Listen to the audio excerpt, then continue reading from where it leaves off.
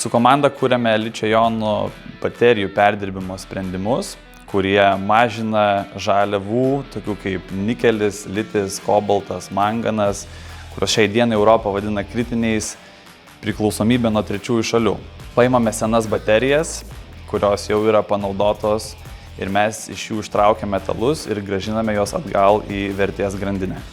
Skirtingai nei naftos produktai, metalai gali būti perpanaudojami begalės kartų, neprarasdami savo savybių. Dėl to tai yra ne tik ekonomiškai svarbu, bet ir strategiškai. Kuo išsiskiriam savo kuriama technologija, tai jog jinai yra universali, galime perdirbti baterijas iš įvairių prietaisų. Neapsiribojame tik elektromobilių baterijomis, galime perdirbti ir baterijas iš nešiojamų įrenginių, tokių kaip telefonai, kompiuteriai, paspirtukai ir kiti.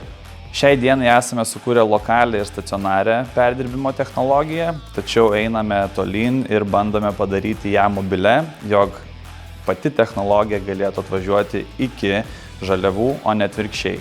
Tai tikime, jog leis mums didinti mūsų plėtrą. Mes stengiamės užimti kuo didesnę dalį vertės grandinėje, ne tik nuo baterijų surinkimo, jų pirminio perdirbimo, bet ir einame į tolimesnius žingsnius kaip į galutinių metalų išgryninimą. Tai mus ir diferencijuoja nuo konkurentų. Šiandien jau turime galimybę perdirbti, surinkti ir perdirbti ličio-jonų baterijas ir pagaminti taip vadinamą tarpinį produktą juodąją masę. Sekantis mūsų etapas bus iš tos juodosios masės išgryninti visus metalus.